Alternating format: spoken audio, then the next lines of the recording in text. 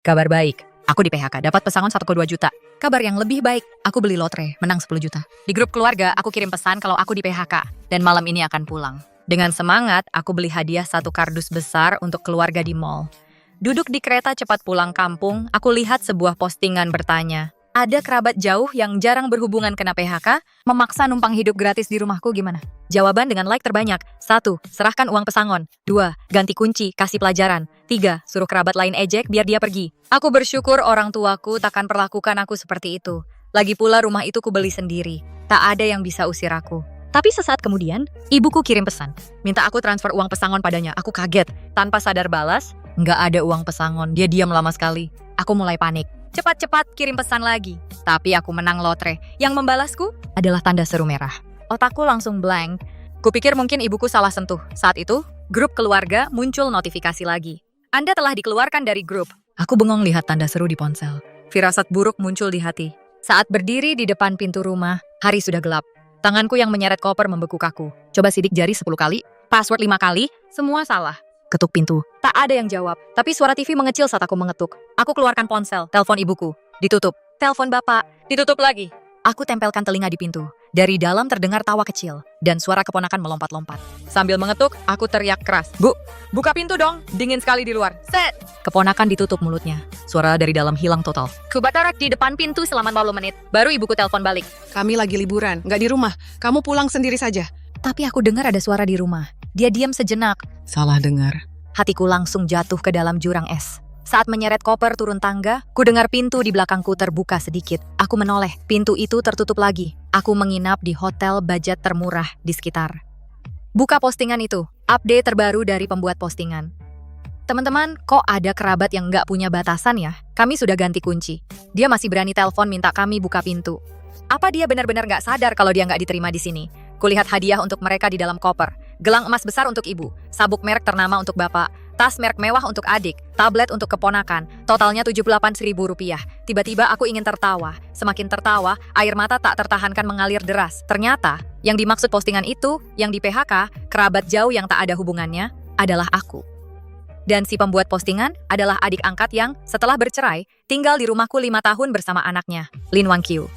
Mamaku datang minta uang ganti rugi, tapi gagal. Mereka langsung ganti kunci. Memberiku pelajaran, ingin memaksaku mengeluarkan uang untuk perdamaian. Padahal jelas-jelas, akulah anak kandung orang tuaku. Hanya karena aku bilang aku di PHK, pulang ke rumah, mereka menganggapku cuma numpang makan dan tinggal. Sebuah beban. Mau mengusirku. Ponsel berdering, mamaku. Cuxia, kamu di mana? Nadanya biasa saja, seolah yang memblokirku, mengunciku di luar bukan dia. Suaraku getir, di hotel, di seberang malah balik menuduh. Hotel? Kenapa nggak tinggal di rumah? Buang-buang uang saja. Kamu sudah di PHK, nggak tahu juga berhemat. Kenapa aku punya anak pemboros seperti kamu? Aku tersenyum getir, tidak membongkar kebohongannya. Pintunya nggak bisa dibuka. Oh, itu tadi. Beberapa hari lalu kode PIN-nya diganti. Dia berhenti sejenak. Kalau begitu kamu tunggu beberapa hari lagi. Setelah itu, telepon ditutup. Tidak ada penjelasan kenapa kode PIN diganti. Sidik jari pun dihapus. Juga tidak ada maksud memberitahu kode PIN baru. Aku menatap ponsel. Setelah menang undian, info pertama kali cari makelar beli villa untuk orang tua pensiun menyakitkan mataku yang kering. Pelajaran ini berlangsung 3 hari. Baru aku diberitahu, bisa pulang ke rumah. Mengetuk pintu 5 menit, mamaku baru dengan enggan membukanya. Udara penuh aroma masakan lezat. Jelas tadi mereka sedang makan. Papaku sedang menyeduh teh, tidak menengok sama sekali. Lin Wangqiu setengah berbaring di sofa, mengecat kuku. Keponakan sedang menonton kartun. Aku membungkuk, mencari-cari di lemari sepatu. Tapi sandalku tidak ketemu. Terpaksa seperti tamu, memakai penutup sepatu sekali pakai. Mamaku menunjuk kekacauan di meja. Sudah makan? Kalau lapar, panaskan sendiri. Aku lihat kuah di piring yang tak ada selembar sayur, dan sayur serta daging di tong sampah sudut meja. Hidungku langsung terasa asam. Ternyata, selama 5 menit tadi, mereka membuang sisa makanan ke tong sampah, tak mau menyisakan sedikit pun untukku. Ini pelajaran lagi? Aku meraba perut yang lapar sampai mual. Aku sudah makan. Mamaku tiba-tiba berubah wajah, menunjuk-nunjuk dahiku dengan jarinya. Suaranya melengking. Apa? Sudah makan? Kamu ini anak pemboros. Di rumah ada makanan, kamu nggak mau makan. Ada rumah, kamu nggak mau tinggal. Harus keluar buang-buang uang percuma. Kamu pikir uang datang dari angin? Aku terdiam, tak bisa berkata-kata, padahal jelas mereka sengaja nggak mau aku masuk rumah, nggak kasih makan. Melihat mataku memerah, nada suara ibuku sedikit melunak. Katakanlah, kamu mau bagaimana ke depannya? Aku terkejut. Mau bagaimana apa pekerjaan? Kamu pulang cuman mau makan dan minum gratis. Nggak butuh uang? Apa uang jatuh dari langit? Atau maksudmu, kamu mau di rumah dan menghisap darahku? Pandanganku menatap penutup sepatu sekali pakai di kakiku. Aku mau istirahat dulu sebentar. Istirahat? Suara ibuku tiba-tiba meninggi. Belum pernah lihat orang umur, hampir 30 tahun. Kerjaannya hilang, nggak cari yang baru. Malah pulang minta makan orang tua. Diceritain ke orang lain pasti memalukan. Kenapa aku bisa melahirkan anak pengutang kayak kamu? Ayahku meletakkan cangkir tehnya. Nada suaranya tidak ramah. Cuksya, bukan ayah mau menasehatimu, tapi kamu juga harus mikirin keluarga. Adikmu sendirian ngurus anak juga nggak mudah, kami juga sudah tua. Kalau kamu nggak punya kerjaan, beban keluarga jadi lebih berat. Tapi aku selama ini kan selalu menanggung keluarga. Aku spontan berkata, rumah ini aku yang beli, KPR-nya aku yang bayar. Uang hidup juga aku yang kasih. Ibu tiba-tiba memotongku. Itu kewajibanmu. Aku kasih tahu, Lin Cuksya. Orang tua cuma wajib menghidupimu sampai umur 18 tahun. Kamu sudah 30 tahun. Masa masih berani pulang minta makan orang tua? Belum pernah lihat anak durhaka kayak kamu. Aku terdiam, minta makan orang tua, anak durhaka, perkataan ibuku, seperti tamparan yang menghantam wajahku. Gaji saya per bulan 23.000. Saya sendiri hidup sangat hemat, tinggal di kamar kos yang paling jelek. Bertahun-tahun nggak tega beli baju baru. Setiap bulan pasti kirim 20.000 pulang. Rumahnya saya yang beli, semua pengeluaran saya yang tanggung. Bahkan uang sekolah keponakan saya yang bayar.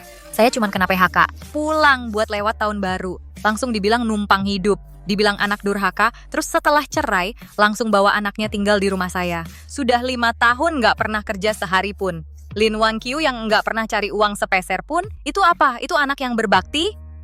Suaraku gemetar. Bu, saya cuma mau lewat tahun baru dulu. Setelah tahun baru cari kerja.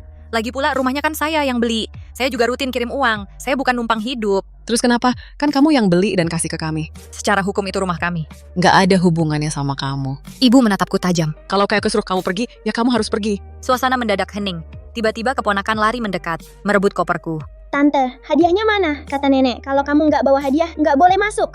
Ibu buru-buru tutup mulutnya. Saya belum sempat bereaksi. Koper sudah dibuka. Melihat hadiah di dalamnya, mereka langsung seperti anjing yang mencium bau makanan. Mengerumuni. Lin Wan-kyu langsung ambil gelang emasnya. Langsung dipakainya. Bu, lihat, cocok banget sama kulitku. Ibu tersenyum puas. Cantik, kamu pakai saja. Terima kasih, Bu. Lin Wan-kyu dengan bangga menggeleng-gelengkan pergelangan tangannya. Merengek pada ibuku. Ibu yang paling baik padaku. Tapi itu kan yang kubeli. Lin Wan-kyu lalu mengangkat tas merek mewah itu. Sambil berkata, meski nggak sebagus tas merek terkenal, tapi masih cukup pantas untuknya. Tapi matanya memancarkan keserakahan yang tak tersembunyikan. Keponakanku mengerutkan bibirnya dan mengeluh tentang tabletnya. Kok bukan merek Apple? Bajuku berserakan di lantai, sudah terinjak-injak, tapi tak ada yang peduli. Tapi tiba-tiba wajah ibuku berubah masam. Kamu anak durhaka. Bohong lagi padaku bilang, tidak ada uang kompensasi. Kalau begitu, barang-barang ini. Dengan uang apa kamu beli ini? Sebenarnya ada, 1,2 miliar. Tapi aku tak mau mengatakannya. Lin Wan-kyu tiba-tiba menyelah.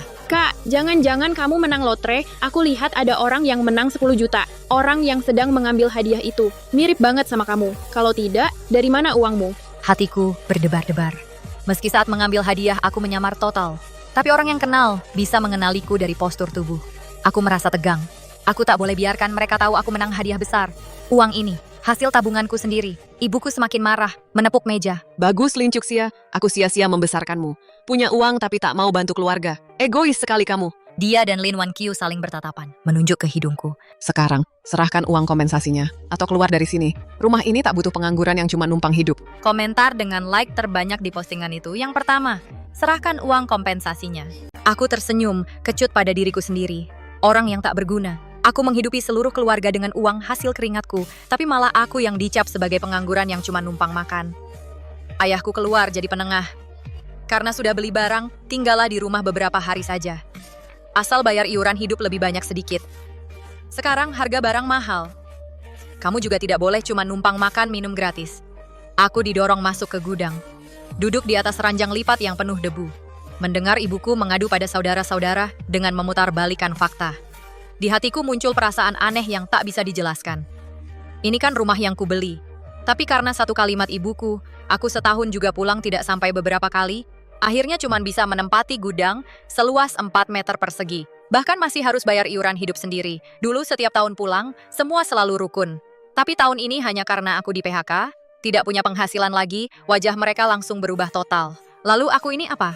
Pengorbananku selama bertahun-tahun ini untuk apa? Mesin pencari uang untuk menghidupi mereka? Atau kantong darah yang mereka hisap? Aku melihat di mobile banking masih ada sisa uang pesangon 1,12 juta yuan dan bonus 8 juta yuan setelah pajak. Total uang sebanyak 9,12 juta yuan. Hatiku merasa sangat bersyukur. Waktu itu aku ingin pulang dan memberitahu mereka kejutan ini langsung. Membuatku melihat wajah asli mereka. Agar para saudara bisa menghakimiku, ibuku menarikku masuk grup lagi.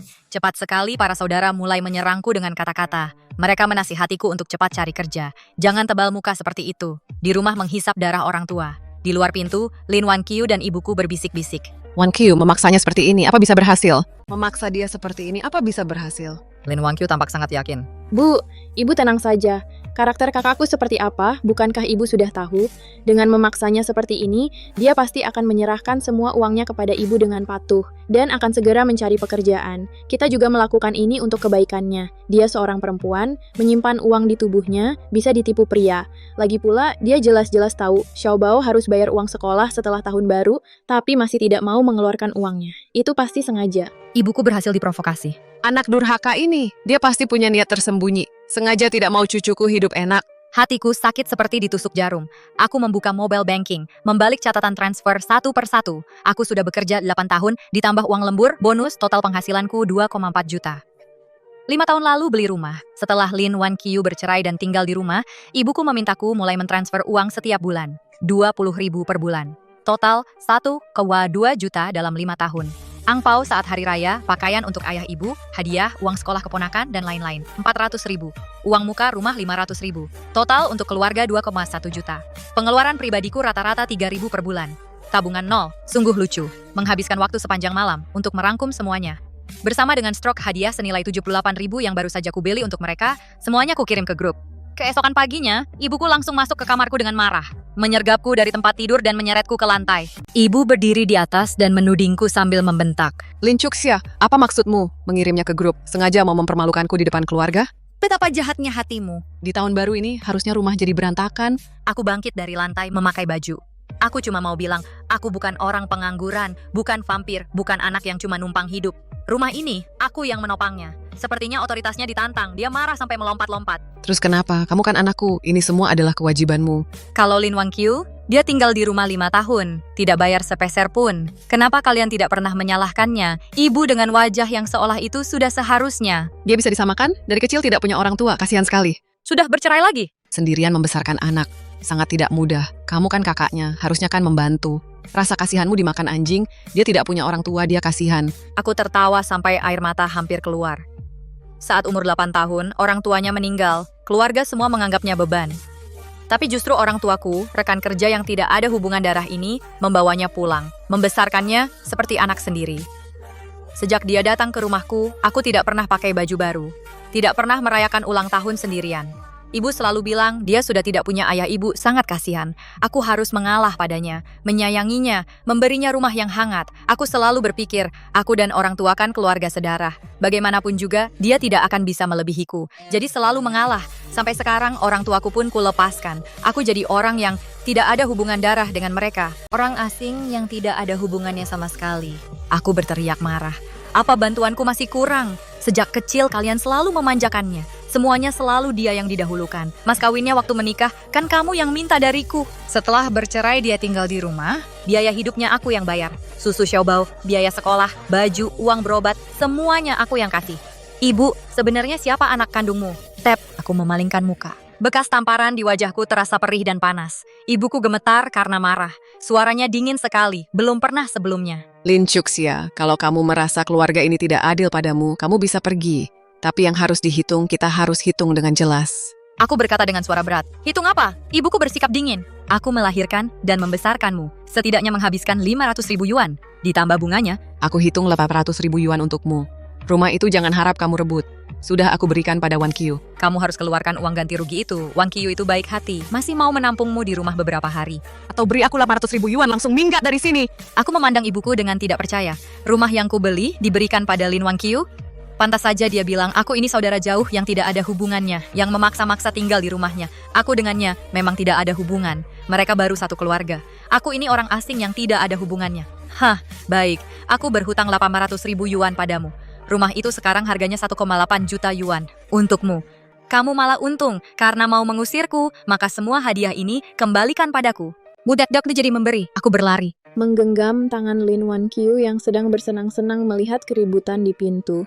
Merebut kembali gelang emas itu, lalu berlari ke kamar mereka. Mengambil kembali tas merek keledai. Merebut kembali produk perawatan kulit, sabuk kulit dan tablet. Suara ibuku gemetar karena marah. Lin Chuxia! Kau berani sekali. Gelang emas itu milik adikmu. Kau malah merebutnya kembali. Kau tidak tahu malu. Itu dibeli dengan uangku. Uangmu dari mana kau dapat uang? Ibuku berteriak histeris. Kalau bukan karena aku membesarkanmu, mana mungkin kau bisa cari uang? Dasar perempuan, bajingan tak tahu malu. Bahkan tidak ada apa-apanya dibandingkan adikmu. Dan panal margay lesars anas hubungan kewajak. Pergi kau dari sini. Tanda tangani ini, aku tidak punya anak durhaka berhati jahat sepertimu lagi. Baik, aku tanda tangani. Ibuku terkejut. Ayahku buru-buru datang menghalangi. Dia kira aku akan minta ampun. Mengira dengan memaksaku seperti ini, aku akan menyerah. Kembali menjadi kantong darah yang penurut seperti dulu. Tapi aku tidak akan lagi. Tidak akan pernah lagi. Pintu depan dibanting tertutup. Koperku dilempar keluar. Dari dalam terdengar teriakan ibuku. Lebih baik kau mati di luar sana. Jangan pernah kembali. Aku menarik koperku, menggenggam erat uang 9,12 juta yang ada di tanganku. Tenang saja, aku tidak akan pernah kembali mengganggu kalian berempat lagi. Menyeret koper, berjalan di bawah cahaya lampu rumah-rumah. Ternyata hatiku tidak sesakit yang kubayangkan. Mungkin di dalam hatiku sudah lama sadar. Yang lebih diperhatikan orang tua adalah Lin Wan-kyu. Selama bertahun-tahun ini selalu berdalih bahwa aku anak kandung. Kami punya ikatan darah untuk membohongi diriku sendiri. Sekarang setelah kertas pembatas ini dirobek, sekecil apapun harapan yang tersisa di hatiku benar-benar hilang. Tiba-tiba aku merasa lega kali ini. Kali ini aku memilih menginap di hotel mewah. Aku tak perlu lagi berhemat demi mengirim 20 juta rupiah ke rumah, berbaring di ranjang hotel yang hangat dan empuk. Melihat postingan itu diperbarui lagi teman-teman. Sudah berhasil mengusir kerabat yang menyebalkan itu, tapi dia sama sekali tidak mau menyerahkan uang ganti rugi. Gimana dong? Ada yang nanya. Kerabat itu hubungannya apa sama dia? Kenapa harus kasih uang ke dia? Kenapa harus kasih uang ke dia sih? Kasih ke dia. Dia bicara terbata-bata. Bilang itu anak yatim yang pernah dibantu mamanya. Mau merebut mamanya, menguasai harta keluarganya. Selalu nempel-nempel sama mamanya. Makan dan tinggal gratis di rumahnya. Aku cuma cibir, posisi dirinya sendiri. Dia sangat paham. Ponsel penuh pesan dari kerabat yang membujukku, Chuxia. Kita kan satu keluarga, masih ada ikatan keluarga. Ini tahun baru. Kamu ribut-ribut apa sih? Kamu ribut apa? Lin Chuxia, itu kan mamamu. Kamu marah-marah sama mamamu buat apa? Mamamu menegurmu, semua demi kebaikanmu. Ibu dan anak mana ada dendam semalaman. Udah gede, kok masih belum mengerti bisa-bisanya kabur dari rumah, cepat pulang. Minta maaf sama mamamu. Di antaranya, ada screenshot postingan media sosial yang sengaja ibu kirim. Foto mereka berempat, Teman, Lin Wan-kyu, kau sudah jauh lebih baik. Saling memberi hati. Keterangannya Tidak hanya seperti Wan-kyu orang-orang yang tertentu berbakti. hanya anak durhaka. Mulai sekarang, aku hanya punya satu anak perempuan ini. Di bawahnya penuh komentar sanak saudara yang menasihati. Ini sudah jadi keahlian ibuku. Sengaja posting di media sosial biar dilihat saudara. Lalu semua akan mengecamku. Menggunakan status sebagai orang tua untuk menekanku. Menggunakan bakti anak untuk memaksaku. Padahal bukan salahku, tapi aku dipaksa mengakui kesalahan. Memaksaku untuk menyerah pada ibuku. Tapi trik mereka ini hanya berguna buat orang yang masih peduli. Sekarang aku sudah tidak peduli lagi. Aku meneruskan postingan Lin Wan-kyu itu ke grup. Menyebut ayah ibu dan Lin Wan-kyu. Lin Wan-kyu selamat ya. Ayah ibu sekarang jadi milikmu. Rumahnya juga jadi milikmu. Aku, kerabat yang menyebalkan dan tidak ada hubungannya ini, kedepannya tidak akan numpang makan gratis di rumahmu lagi. Tidak akan mengganggu kalian berempat menikmati kebahagiaan keluarga lagi. Setelah berkata begitu, aku mengirimkan surat pemutusan hubungan keluarga. Memberitahu semua saudara, aku sudah memutuskan hubungan dengan mereka. Uang yang selama ini kuberikan ke ayah ibu, rumah yang kubeli, anggap saja sebagai terima kasih atas jerih payah mereka membesarkanku. Totalnya 2,1 juta. Aku sudah memenuhi kewajibanku sebagai anak. Kedepannya ayah ibuku hanya punya Lin Wan-kyu, satu anak perempuan.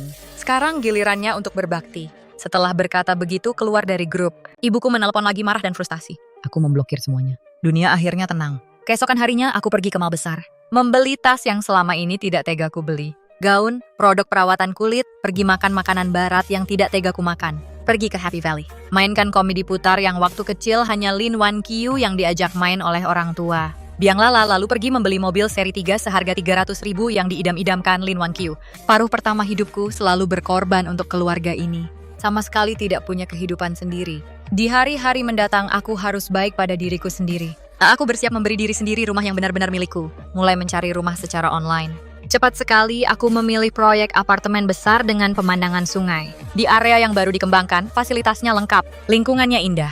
Meski harga rumahnya tidak seperti di kota besar, tapi satu unit minimal harganya 6-7 juta. Masuk ke kantor penjualan mungkin karena pakaianku terlalu santai, tidak seperti orang yang mampu membeli apartemen besar. Konsultan properti yang seharusnya melayaniku membelalakan mata, lalu menyerahkanku ke karyawan magang. Setelah melihat unit contoh, aku sangat puas dengan rumahnya.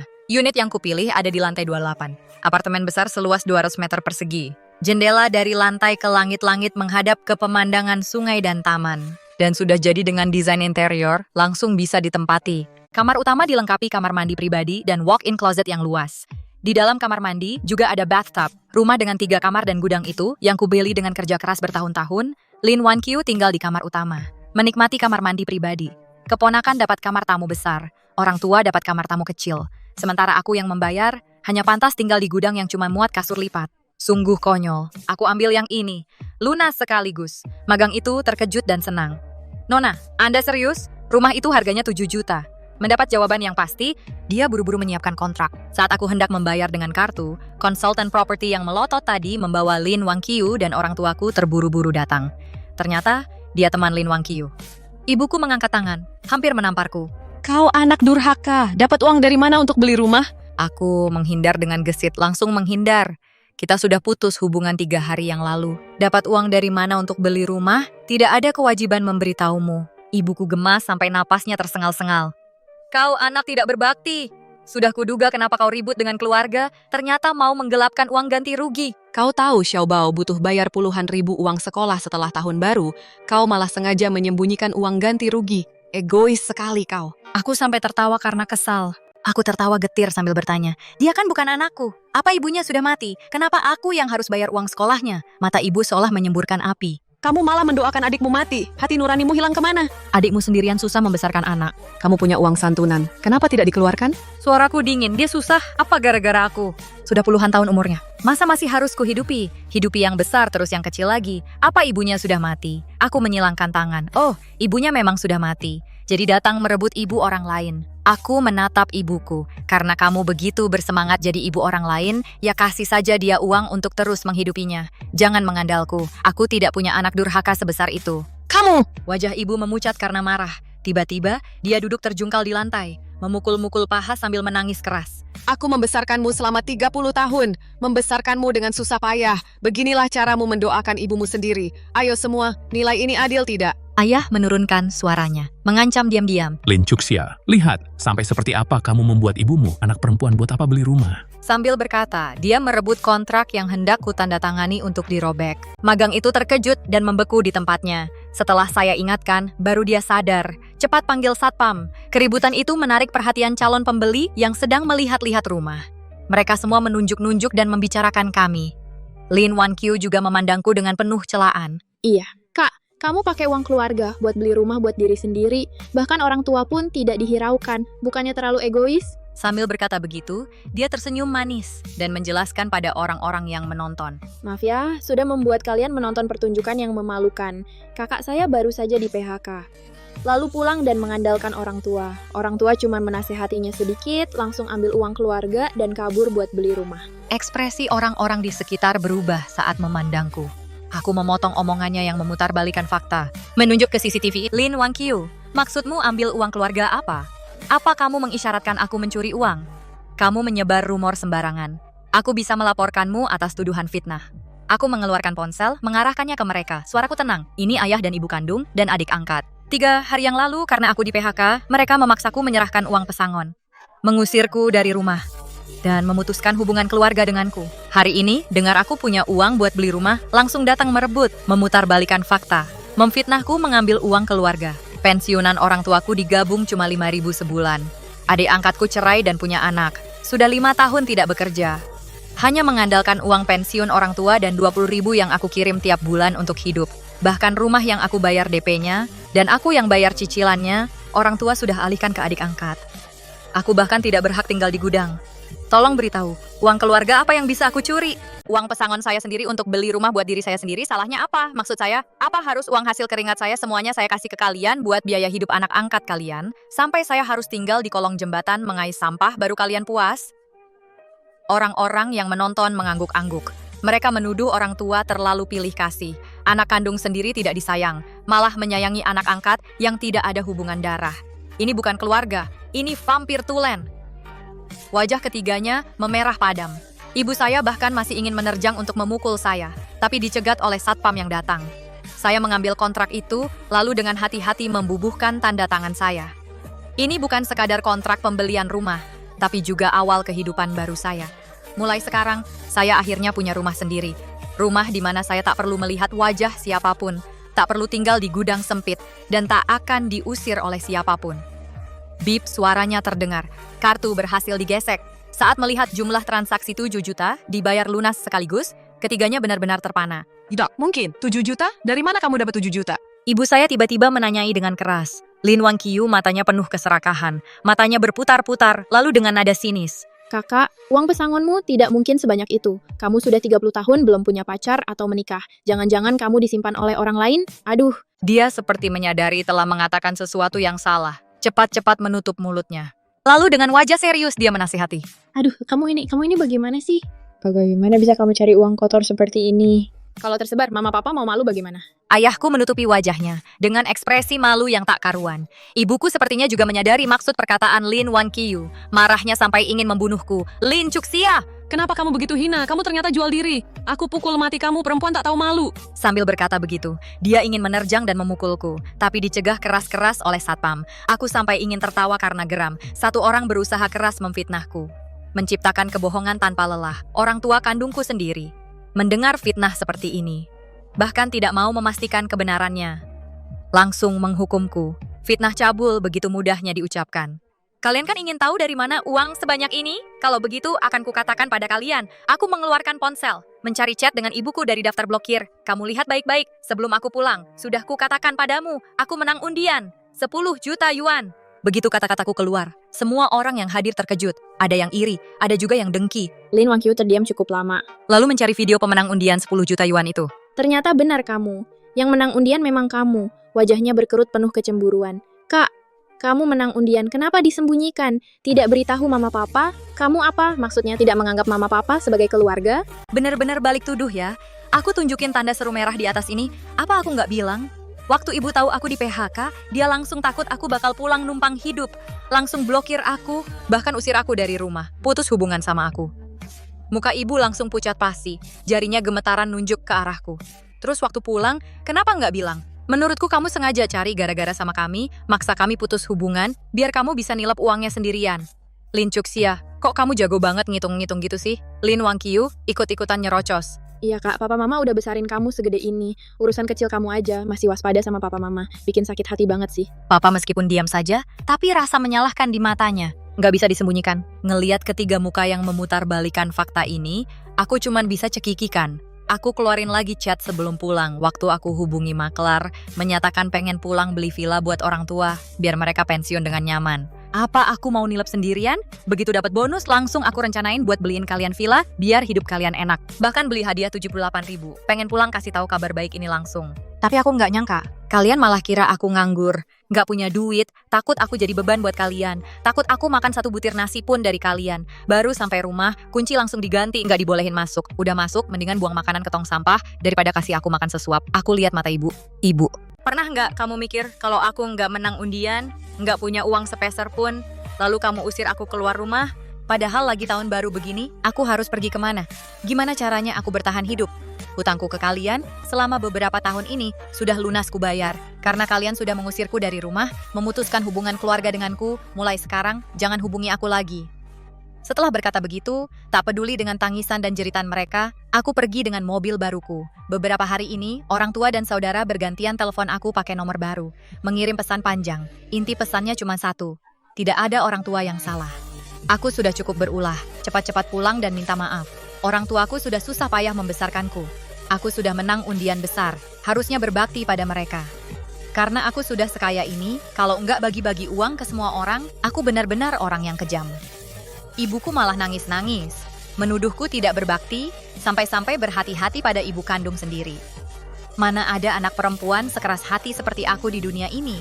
Semuanya ku blokir lagi. Sampai hari aku pindah ke apartemen mewah itu, mereka entah pakai cara apa bisa menyusup masuk ke kompleks dengan bawa barang-barang banyak, lalu seenaknya masuk ke rumah baruku. Ibuku bertingkah seolah tak ada masalah, membawa beberapa orang dengan gembira mengelilingi rumah baru itu. Cepat-cepat dia membagikan kamar. Kamar utama yang paling besar diberikan ke Wan Qiu. Wan Qiu punya banyak baju, kebetulan ada ruang ganti. Kamar tidur besar kedua yang menghadap matahari untuk cucu kesayanganku. Kamar sebelahnya jadi ruang baca, khusus buat cucuku belajar. Kami berdua orang tua, nggak perlu terlalu pilih-pilih, tinggal di kamar tidur kedua itu saja. Benar-benar orang yang tidak tahu malu, tak terkalahkan. Bukan cuma datang tanpa diundang, 4 kamar, sama sekali nggak nyisain 1 kamar buat aku. Melihat aku menatap mereka dingin-dingin, ibuku pura-pura bermurah hati. Dia mendekat dan menarik tanganku. Cuxia, masalah yang dulu itu? Semuanya salah paham, kami kan nggak tahu kamu menang undian, ditambah uang kompensasinya. Kami bersikap keras padamu, juga karena ingin kamu jadi lebih baik. Rumah sebesar ini, kamu tinggal sendirian kan sepi. Mending kamu serahkan rumah ini ke adikmu. Nanti Xiaobao juga bisa sekolah di tempat yang lebih bagus. Bukannya kamu merasa kesal tinggal di gudang? Wang Qiu itu baik hati, dia mengalahkan kamar utamanya. Kalau kamu pulang, Bisa tinggal di kamar utama. Cepat, terima kasih sama adikmu. Aku sampai tertawa geli karena kesal. Aku benar-benar nggak mau buang-buang waktu berdebat sama orang-orang rakus kayak gini. Aku melepaskan tangan ibuku, lalu menghubungi manajemen properti, minta mereka segera naik ke sini untuk mengusir orang-orang yang nggak diundang ini. Ini rumahku. Silakan kalian pergi. Kalau tidak, aku akan laporkan kalian karena masuk rumah tanpa izin. Ibuku menjerit dengan keras, memaki-maki aku anak durhaka. Dia langsung menyerangku ingin memukul. Aku langsung menelepon polisi. Ada orang masuk rumah tanpa izin di sini. Bahkan berniat melukai penghuni rumah. Keselamatan diriku terancam. Tolong segera kirim orang ke sini. Tak lama kemudian, petugas properti dan polisi datang. Ibuku langsung duduk menjerembab di lantai, memukul-mukul pahanya sambil meratap dan menangis. Bilang aku anak perempuannya, dialah pemilik rumah ini. Masa mau mengusirnya pergi? Kalau aku berani mengusirnya, dia akan melaporkan aku, anak durhaka yang nggak mau menghidupi orang tua. Aku menyeringai dingin. Bagus, ayo lapor. Biarkan hukum yang menilai. Selama ini tahun-tahun, sebenarnya aku sudah tidak berbakti bagaimana. Kalian belum sampai usia yang perlu ditanggung anak. Lihat saja nanti pengadilan memutuskan bagaimana. Bahkan kalau aku dihukum menanggung kalian, standar minimum per bulan cuma 800. Tenang saja, aku pasti akan membayar tepat waktu, transfer ke rekening kalian, tidak kurang sepeser pun. Ayahku marah sampai memegangi dadanya, langsung kubongkar akal bulusnya. Ayah, jangan-jangan bilang serangan jantung. Sekali masuk rumah sakit, bisa habis banyak uang, aku tidak akan keluar uang sepeser pun. Kalian juga tidak bisa berbuat apa-apa padaku. Ujung-ujungnya biayanya tetap kalian yang tanggung. Dia yang baru saja mau pura-pura pingsan, terhuyung-huyung beberapa langkah. Dengan susah payah menstabilkan langkahnya. Keponakanku berteriak keras, Jahat, aku benci kamu. Lin Wangqiu melihat tidak bisa mendapat keuntungan dariku. malah diusir dengan tercakar-cakar. Matanya melotot penuh amarah, berteriak padaku. Lin Cuxia, kamu akan menyesal. Pintu tertutup rapat, akhirnya tenang. Setelah mengusir mereka, kukirim foto beberapa orang itu ke pengelola apartemen. Suruh semua orang lihat baik-baik. Tidak peduli mereka bilang siapa diriku, jangan sekali-kali diizinkan masuk. Tidak bisa bertemu denganku, ibuku mulai lagi kirim pesan panjang lebar pakai nomor tak dikenal. Langsung kublokir semua. Seminggu kemudian, sebuah video tiba-tiba viral di internet. Orang tuaku terlihat sangat letih dan lesu, rambutnya acak-acakan, menangis terseduh-seduh di depan kamera. Mereka menceritakan segala dosa anak perempuan durhaka ini. Tentang memenangkan hadiah besar puluhan miliar, membeli rumah mewah tapi mengusir orang tua sendiri. Kata-kata seperti pengisap darah, pemalas yang menggantungkan hidup pada orang tua, dan sebagainya. Setiap klaim membuatku terlihat seperti orang yang sangat jahat, anak perempuan durhaka yang tidak menghormati orang tua. Para netizen seolah-olah menjadi pahlawan keadilan, membenciku habis-habisan di internet sebagai vampir, anak durhaka. Mereka bilang aku pantas mati, pantas masuk neraka tingkat 18. Bahkan mereka melacak identitasku, mengirimkan pesan-pesan hinaan tak terhitung ke nomor ponselku. Kalau bukan karena keamanan kompleks yang ketat, mungkin mereka sudah menyemprot cat merah di depan pintuku. Aku tahu dalang dibalik semua ini adalah Lin Wangqiu. Dia ingin mengisap darahku habis-habisan melalui tangan orang tuaku. Kewajiban bakti pada orang tua tak bisa menjatuhkanku. Pemerasan moral juga tak bisa mengikatku. Tapi opini publik dari netizen bisa membunuh seseorang, bahkan tanpa bukti apapun. Cukup dengan sensasi tidak berbakti sebagai gimmick, maka netizen akan berubah jadi pahlawan keadilan. Menghakimiku dari puncak moralitas. Aku pun terpaksa menyerahkan semua hartaku. Tapi dia salah. Di dunia ini tidak hanya ada anak-anak berbakti di dunia maya itu. Ada juga jutaan orang yang diisap darahnya oleh orang tua yang pilih kasih, menanggung perlakuan tidak adil, tapi tertekan oleh kewajiban bakti. Saat opini publik mencapai puncaknya, serangan balasku dimulai. Aku membuat akun baru. Namanya, Akulah Anak Durhaka yang menang undian 1 miliar, lalu mengusir orang tua dari rumah. Aku menulis postingan panjang, menceritakan perlakuan tidak adil yang kualami sejak orang tuaku membawa pulang Lin Wangqiu yang yatim piatu saat aku berusia 8 tahun. Setelah itu, di PHK, lalu menang undian sampai Lin Wangqiu yang bilang aku adalah kerabat jauh yang menyebalkan. Lalu saat aku pulang, bagaimana aku dikunci di luar, bagaimana hubungan keluarga diputus, dan diusir dari rumah, semuanya ditulis dengan jelas. Lalu kutampilkan semua bukti, termasuk tapi tidak terbatas pada semua rincian pendapatanku selama 8 tahun kerja, bukti uang muka beli rumah, catatan transfer 20 juta per bulan untuk keluarga, amplop merah untuk orang tua, penggantian biaya pengobatan, catatan bayar uang sekolah keponakan tiap tahun, foto gudang yang kutunggui di rumah, kontrakan kamar sewa di kota tempatku kerja, semua pengeluaranku dalam beberapa tahun ini. Total penghasilan 2,4 juta yuan, untuk keluarga 2,1 juta yuan, untukku sendiri 300 ribu yuan. Keluarga menghabiskan 20 juta per bulan, aku sendiri rata-rata 3 juta per bulan. Terakhir ada juga Lin Wangqiu yang 0 penghasilan selama 5 tahun, tapi sering pamer barang mewah di media sosial. Bukti orang tuaku mengalihkan rumah padanya, serta mentransfer semua uang mereka padanya tiap bulan. Aku tak perlu banyak bicara, cukup tunjukkan buktinya. Benar salahnya, biar publik yang menilai. Setelah diposting, seluruh internet heboh. Ya ampun, plot twist yang ekstrem. Awalnya dikira anak durhaka. Ternyata dia adalah korban sejati. 2,1 juta. Kalau ini saja dianggap tidak berbakti, maka di dunia ini tidak ada lagi anak yang berbakti. Ini bukan anak angkat, ini vampir super. Apa orang tua di keluarga ini buta? Anak kandung yang begitu baik tidak disayang, malah mengisap darah anak kandungnya sendiri. Untuk menghidupi seorang anak angkat yang tidak ada hubungan darah sama sekali, mengisap darah saja masih terlalu ringan. Ini sama aja kayak memakan harta keluarga sampai habis. Ini bukan memelihara anak angkat, ini memelihara algojo pemusnah keluarga. Kalian sadar nggak? Anak angkat inilah yang paling diuntungkan. Tapi dia selalu bersembunyi di balik layar. Ngeri banget kalau dipikir-pikir. Anak kandungnya benar. Memang harus menjauhi orang tua yang tidak waras seperti ini. Menjauhi adik angkat yang jadi antek. Kalau tidak, pasti akan diisap sampai tulang belulang pun habis. Dengan satu artikel pendekku, berhasil membalikan keadaan. Orang tuaku sampai dicaci maki, keluar rumah dilempari sayuran busuk, ditunjuk hidung dan dimaki. Inilah orang tua jahat yang mengisap darah anak kandungnya sendiri untuk menyokong anak angkat. Siapapun yang dapat orang tua seperti ini, sungguh sial 7 turunan. Lin Wangqiu sampai dimaki dan beberapa kali dikeroyok karung goni. Dipukuli sampai babak belur. Bahkan teman sekelas anaknya pun tidak mau main dengannya. Mencapnya sebagai anak vampir. Mau mengisap darah. Dia tahu tidak bisa lagi mendapat keuntungan dariku melalui orang tua. Langsung, saat orang tua tidak ada, dia jual rumah. Lalu kabur membawa semua barang berharga di rumah. Menggasak semua barang berharga di rumah dan kabur. Ayah dan ibu terkejut setengah mati. Barulah mereka menyadari wajah asli Lin Wangqiu. Mereka sangat menyesal. Setelah melewati banyak kesulitan, mereka menemukanku lewat bantuan polisi. Mereka berlari menghampiriku dan menangis terseduh-seduh. Cuxia, ibu salah nak. Ibu benar-benar tahu salah. Siapa sangka Lin Wangqiu, si jalang itu adalah orang yang tidak tahu berterima kasih. Dia bahkan menjual rumah itu, mengambil semua uang di rumah. Ibu sudah tidak punya jalan lain. Maafkan ibu ya. Aku mengeluarkan foto yang dulu dikirimkan kerabat kepadaku. Foto yang ibu unggah di media sosial, yang bilang dia hanya punya Lin Wangqiu sebagai anak perempuan. Ibu, sudah terlambat. Sejak tahun aku berusia 8 tahun, saat kalian membawanya pulang dan menyuruhku selalu mengalah untuknya, sejak ibu mendengarkan hasutan Lin Wangqiu dan memaksaku menyerahkan uang kompensasi saat kalian mengusirku dari rumah. Aku juga sudah tidak punya ayah dan ibu lagi. Ayah dan ibu tiba-tiba tampak puluhan tahun lebih tua. Punggung mereka langsung bungkuk, tapi aku tidak akan lagi mengasihani mereka. Setelah mereka pergi, aku menyewa sebuah rumah kecil. Hidup dengan uang pensiun, meski sederhana tapi setidaknya bisa bertahan. Beberapa bulan kemudian, kudengar Lin Wangqiu ditipu habis-habisan uang hasil jual rumahnya oleh seorang pria.